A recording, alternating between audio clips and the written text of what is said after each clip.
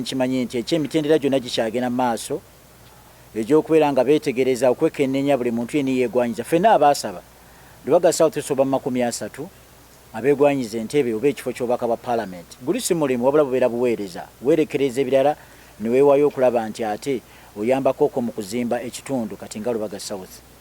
Mu mitendera mujjo waliwo bakanoonyereza ab'ekyama abatambula ku ground nfe nga tetubamanyi, nga beetegereza nga bamanya ani ddala ali mu bantu, ani abantu gwe bakkiririzaamu. Naye abo bonna ripooti zaabwe tebazitwala ku ofiisi eno ey'e Rubaga, wabula bazitwala ku secretariat e Kamwokya. So mbadde nsaba abamu kufa abeesimbyeyo baleme kubuzaabuza ggwanga, baleme kubuzaabuza bantu. Tebannasunsula muntu yenna era tebannalondawo muntu yenna.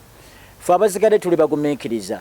Era nze nga Mukasa Aloysius nzikiririza nnyo era nnyina obwesigo obw'amaanyi mu kibiina kya National Unity Platform n'akakiiko ak'ebikolonda EC. Kyova olaba nti nze mbeera mu bantu buli ssaawa, mbanja obubonero bwange mbufuna okuviira ddala mu bantu, so si mu bantu ab'olubatu bo bennyini ababagamba muwandike obupapula mwerondemu mu mmwe ani yandibadde omubaka wa paalamenti singa siggwe. Eyo si ye ground work. Ground work tugikola mu bantu. So nze kyova olaba nti nze ŋŋamba ebintu ebimu bye basinzirako ebimu ku bibuuzo, ani asinze okutunda National Unity Platform mu bantu? Ani asinze okubeera nti kugamba agitunda mu kutunda? Tuyinza okugamba nti ground work gwokoze, batunulira display y'ebipande, batunulira display ya message mu bantu, biyinza obutaba bipande naye mu bantu ani gwe bayinza okulaba nti ono bambi atunze ekibiina. Okitundira mu ofiisi yo, okitundira mu nnyumba yo, oba gwe buli ssaawa oyagala kuvaayo buvi kubeera nti olabikira mu mawulire. So baganda bange, mu biseera ebisinga abaagalana ababiri bwe bagenda mu ddwaliro okwekebeza akawuka, omusawo nga tanna unveiling oba kugamba nga tanna revealing results, ababiri bombi babeera n'ebbugumu eringi ery'amaanyi nga buli omu alindirira ekinaavaayo. Naye kasita olaba kubaagalana ababiri wavuddeyo omu asituse ne yeekubira essimu, omanya wabeerawo ekitali kiki, ekitali kituufu. Kati bwe tuba nga tukyalindirira results, ate ku lwaki omu apakuka okwerangirira? Ku lwaki omu apakuka okuwa akakiiko ak'ebyokulonda bye kalina okukola? Ku lwaki omu apakuka okuba nga awuddiisa eggwanga? Baganda bange, tumanye omwogerezi, tumanye emitendera emituufu egiyitibwamu omuntu okubeera nti alangiriddwa nti ono yalina umbrella, nti yono alina tiketi y'ekibiina. Nze era nekusaawa eno yennyini nkyalindirira, era nga ffenna ne bannanga basoba 30. Kati simanyi bameka oba abavuddeyo nti bo beerangiridde oba nti basazeewo okudda omuntu w'emabega omuntu yenna osobola okutondawo abantu ab'ekiyaaye n'ogamba nti bano banziza emabega bano, naye ng'omuntu gw'ogamba akuzze n'emabega taweza yadde abantu 20. Wano tetuli mu katemba.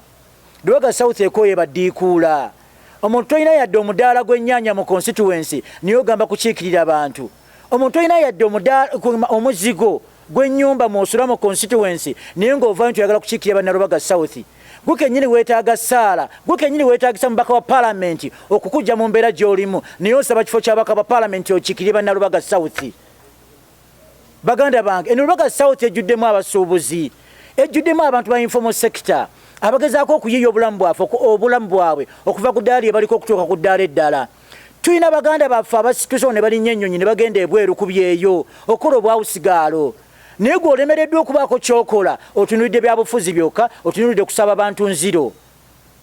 Baganda bange, nze mpanya ekitiibwa omuntu akola, ate mpanya ekitiibwa omuntu awa omuntu omukozi ekitiibwa. Naye beera ekyokulabirako, ogamba oyagala kubeera nti okiikira basuubuzi, bizinensi gy'olina mu constituency. Ogamba nti oyagala kulwanirira b'amayumba, omusolo gw'amayumba, naye nga ne mu constituency tolinamu yadde omuzigo, olaba kugambe kupangisa ziroogi za kakaaga ku nnyanja ya Kabaka. Abantu bonna bakimanyi. Banefere tujja kuwuddiisibwa waneeno bassekigwanyizi. Abantu abamu bazze bazunga mu buli constituency nga beesimbawo. Teri constituency gye batataddeemu, kati ng'asuubira nti onajja wano mu constituency ya Lubaga South owuddiisa abantu. Tetuli basiru kutuuka ku tuluba eryo. Era nga nze neewaddeyo nga saddaaka emisana n'ekiro mu bubi ne mu bulungi okubeera nti njogerera banna Lubaga South mu mbeera gye bayitamu. Bingi bye tuyiseemu ate bingi bye tuwonye. so tetujja kulekera Dikulla kujja wano kutukiikirira mbu baagala kifo ky'abaka ba parliament. Tuwe ekibiina kya NUP ekitiibwa n'akakiiko bw'obanga ogamba nti osubscribinga ku kibiina ekyo ate kulwaki ogezaako okukirwanyisa. Akirwanyisa mu kateni ne mu butereevu we buti bwannange be balabe bennyini abatulimu. Mukitegedde baganda bange, si nti buli ayambadde sikaati abeera mukazi, n'omusajja asobola okwambala sikaati. Tetwagala muntu alwana kibiina kya National Unity Platform. Era ffe nga Bannalubaga South tujja kwegatta okulaba nga tulwanyisa omulaba oyo. Tebannalonda muntu yenna, tukyalindirira bulindirizi ffenna. Mwebale nnyo basebo ne bannyabo. Bwe tuba nga tutudde ebibuuzo ng'okkiriza nti ebibuuzo bya UNEB kyonna kinaavaayo onaabo kikkiririzaamu. Ku lwaki ebibuuzo bya tebinnafuluma ate owakanya engolola oba buyinza okuyita ba examiners oba ba markers abagaba zi marks ezo? Nze kinandisuubidde nze nga Mukasa Aloysius nzize nkyogera lunwe nti bwembanga sifunye umbrella kuba tebannasalawo ani anagenda kufuna umbrella ani agenda kufuna tiketi ya kibiina kya National Unity Platform. Ndi mwetegefu okusimba emabega g'oyo yenna anaaba afunye tiketi ya umbrella n'okumukuyegera. Ekyo nkyogera misana ng'ensi yonna endaba. Ne umbrella oba tiketi tebagigabira Lubaga ate era muntu alangirira si we Rubaga. Waliwo ekitebe kye tulina baganda bange ekamooca mwenna mukimanyi. Bannayuganda muleme kuwuliriza abantu abo balwana kibiina kya National Unity Platform era abantu bennyini abaagala okulwana Honorable Kyagulanyi. Mukimanyi nti mu kibiina ate mulimu ekibiina ekirala, mulimu abantu abaagala okuteekamu ekibiina ekirala. Mulimu akakundi k'abantu nga mu NUP nga bateekamu ekibiina kyabwe oba nga baagala okuteekamu ekibiina kyabwe nga bwe baagala okutegeerera buli muntu yenna nga baagala okuwuddiisa n'okulwana n'okulengeza Honorable Kyagulanyi Ssentamu. Naye twagala okutegeeza buli Munnayuganda yenna nti ffe twasalawo era tukyasazewe era buli lubeerera tunaabeera bawulize eri Honorable Kyagulanyi Ssentamu n'ekibiina kya National Unity Platform.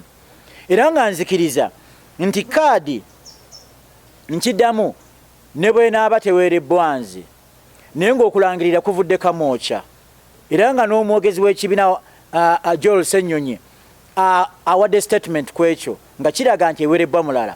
Nze ndi mwetegefu era nja kubeera mukakkamu okubeera nti nkuyegera oyo anaaba aweerebbwa ki umbrella. Ne bino ebintu si bya kubuukira bubuukizi kuvaayo kwerangirira ate obanga alwana ekibiina. Nsubira ebibuuzo byonna mbizeemu.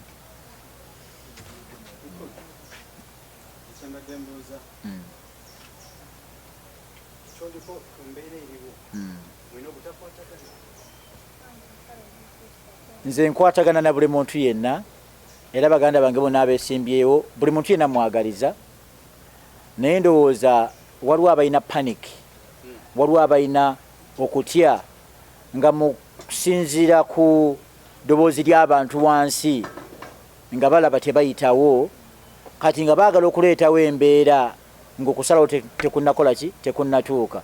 Balabise abantu mu kifaananyi nti bababbye ate ekitali kituufu. Nze kennyini emitendera abala gye bayisemu yange gye nsazeho okukola ki okuyitamu naye abamu baagala kuyita mu kamooli ate ekitali kituufu. So kyekiri kye nkugambye nti waliwo abaagala okuteeka ekibiina ate mu kibiina nga mu kibiina kyentegeeza be abaagala okuva wabweru bakutondewo ekibiina kyabwe ate mu National Unity Platform kye tutajja kukkiriza ffe nga Bannalubaga South. Era mbasaba ne constituencies endala mulwanyise abalaba abo. Sinnatuulako na muntu yenna era tetunnatuuka kukkaanya kwonna. N'ekirala tekiri ku ffe beesimbyewo kukkaanya, kiri ku balonzi kiki kye banaasalawo. Era nga endowooza yonna n'amaloboozi gamu kibola mu kusooka kyali kisinde people power nga mu people power bategeeza endowooza y'abantu amaanyi g'abantu nga tukulembeza abantu. Abantu mukaaga abantu bana temusobola kwetuulamu ne mugamba nti musalirewo abantu b'e Lubaga South. Akakiiko ak'ebyokulonda mu National Unity Platform kaasindika abantu be tutamanyi mu bantu eyo bakyakuŋŋaanya era ng'ebiva mu bantu eyo wansi bikyaweerezebwa ku kitebe. Katuge ku lwaki opakuka ovaayo ate okwerangirira? Ku lwaki ogamba nti mwenga abantu abasatu mutudde mmwe baani? Mwebuuziza ku bantu. So ekyo nze kyenzize okuwakanya nti nze sinnatuulako na muntu yenna era tewali kukkaanya kwonna kukola ki kuliwo. Era nga siri omu ku abo abalwana ekibiina kya National Unity Platform era siri kirwana.